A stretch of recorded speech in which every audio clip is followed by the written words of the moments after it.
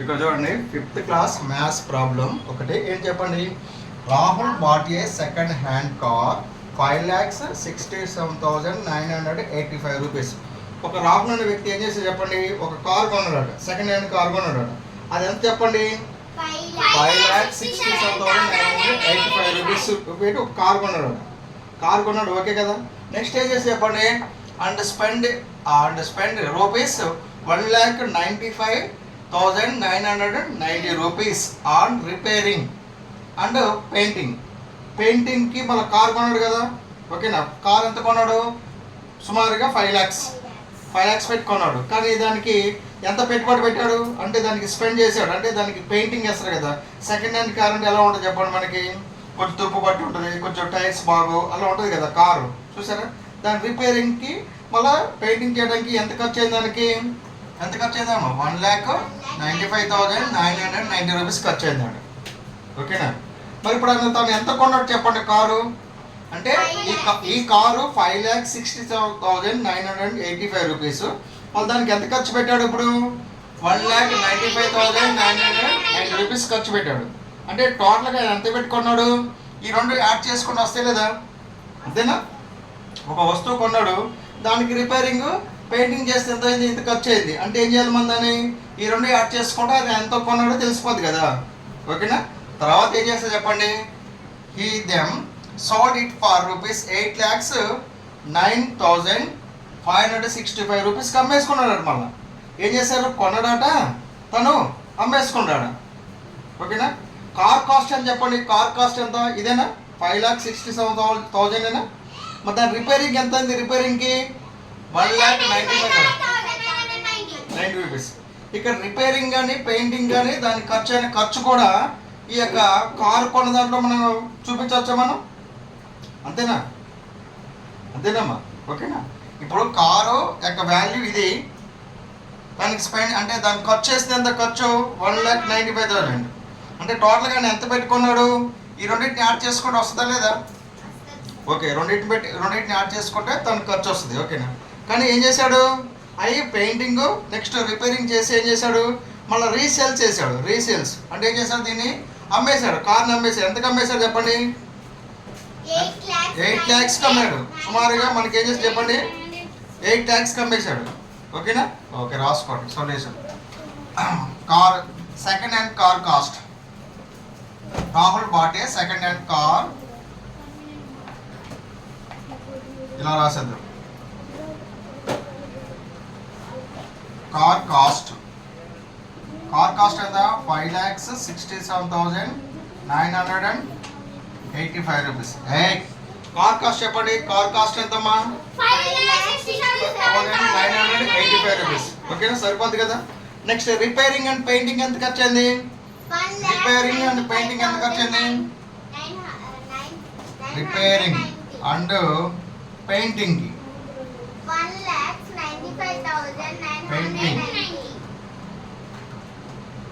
Painting ఎంత అయింది, 1,95,990 rupees ఖర్చు అయింది. ఓకేనా. టోటల్గా తను ఎంత పెట్టుకున్నట్టు ఇప్పుడు, టోటల్గా ఇగో కార్ కాస్ట్ ఇది, తను రిపేరింగ్కి పెయింటింగ్ ఖర్చు పెట్టింది ఇది. టోటల్ కాస్ట్ చెప్పండి, అంటే యాడ్ చేయాలి, ఇటు రెండింటిని యాడ్ చేయలేదా. Total cost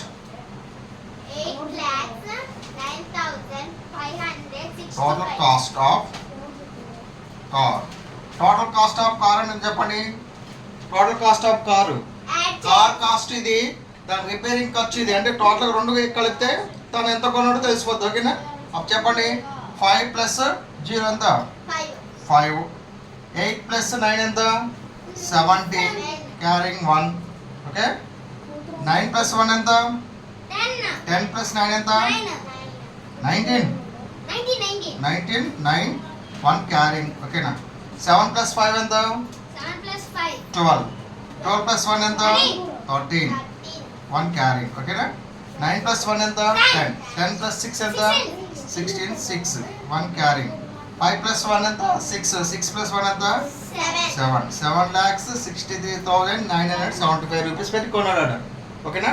total cost of car అని చెప్పండి, 7,63,975 రూపీస్. ఓకేనా.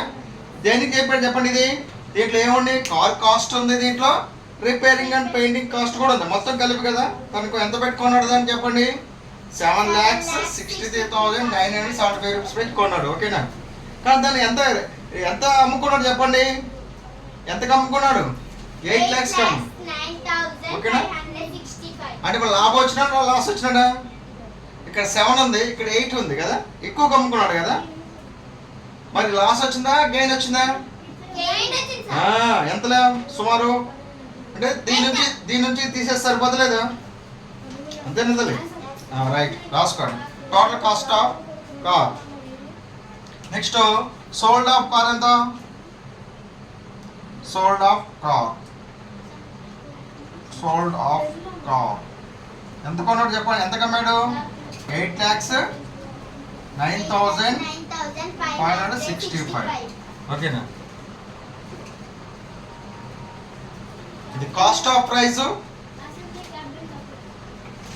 ఇది సెల్లింగ్ ప్రైస్ కదా ఏమా.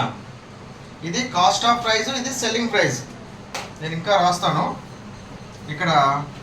కాస్ట్ ఆఫ్ ప్రైస్ ఆయన పూర్తిగా కాస్ట్ ఆఫ్ ప్రైస్. ఇదేం చెప్పండి? సెల్లింగ్ ప్రైస్, ఓకే తల్లి. చూడండి, కాస్ట్ ఆఫ్ ప్రైస్ ఎంత? ఇది కదా. సెల్లింగ్ ప్రైస్ ఎంత? అమ్ముకుంది ఎంత? ఇంతకు అమ్ముకున్నాడు కదా. సో దేర్ఫోర్ ఇక్కడ ఏమవుతుంది చెప్పండి? Cost of price is less than selling price కదా. అవునా? ఇప్పుడు కొన్నది ఎంతనా? కొన్నది ఎంత, అమ్మింది ఎంత? ఎక్కువ కదా. మరి అమ్మిన వేల ఎక్కువ ఉంది కదా, ఎక్కువ అమ్ముకున్నాడు కాబట్టి గెయిన్ వచ్చినాడు లాస్ వచ్చినాడా? గెయిన్, ఓకేనా. కాస్ట్ ఆఫ్ ప్రైస్ ఎంత? 7,63,975 లెస్ దాన్ 0,9565, ఓకేనా. ఇదిగో కొన్నది ఇంతట, అమ్మింది ఎంత? మరి ఏది ఎక్కువ ఉంది? అమ్మిన వేల ఎక్కువ ఉంది కదా, ఓకేనా. సోల్డింగ్ వాల్యూ ఎక్కువ ఉంది లేదా? అప్పుడు మనకి లాభం వచ్చినట్టు నష్టం వచ్చినట్ట? Very good. దాన్ని ఏమంటారు? అది గెయిన్ అంటారు కదా. గెయిన్ అని చెప్పండి. గెయిన్ ఎలా వస్తుంది చెప్పండి? సెల్లింగ్ ప్రైస్ నుంచి కాస్ట్ ఆఫ్ ప్రైస్ తీసేయాలి, అంతేనా. Selling price minus cost of price ఎంత చెప్పండి? ఇది 8,09,565 మైనస్ 763,975, ఓకేనా. గెయిన్ ఎంత చెప్పండి? ఇది గెయిన్ ఎంత వచ్చినప్పుడు ఎంత వచ్చిందమ్మా? గెయిన్ ఎంత చెప్పండి? సబ్ట్రాక్షన్ చేయండి. సబ్ట్రాక్షన్ చేద్దామా?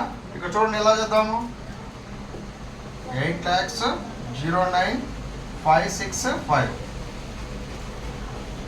Subtraction of 763,975, okay. సబ్ట్రాక్ట్ చేస్తున్నాం కదా. 5 - 5 అని చెప్పండి. 5 - 5 0.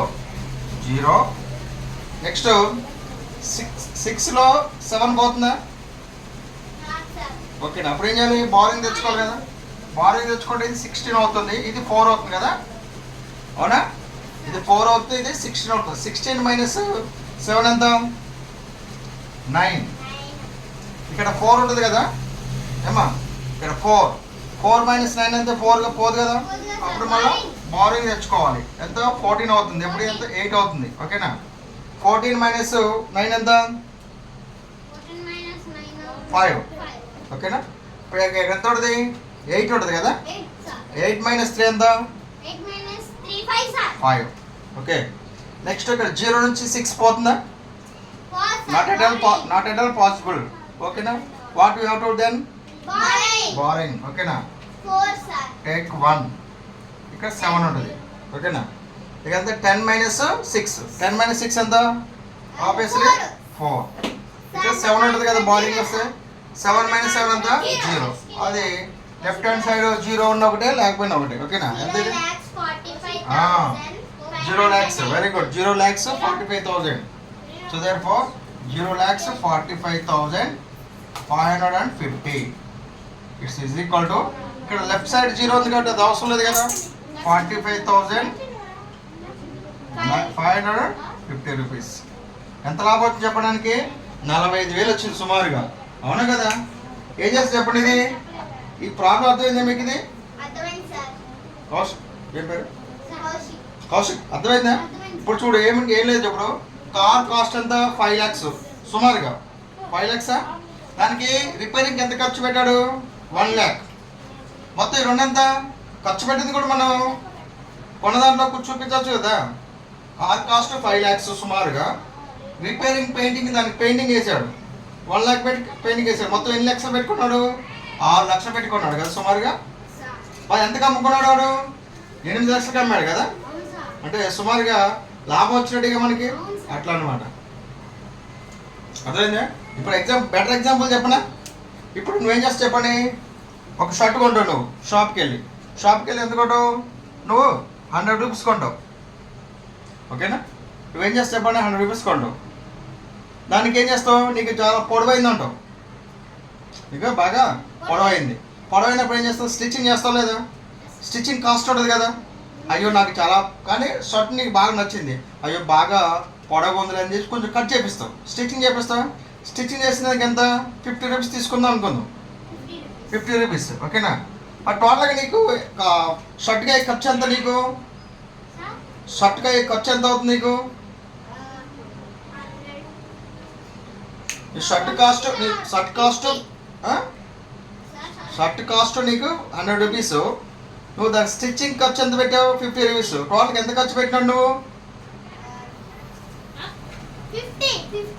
50. 150 రూపీస్ నువ్వు ఖర్చు పెట్టావు ఒక షర్ట్ కోసం. కానీ నువ్వేం చేసినావు?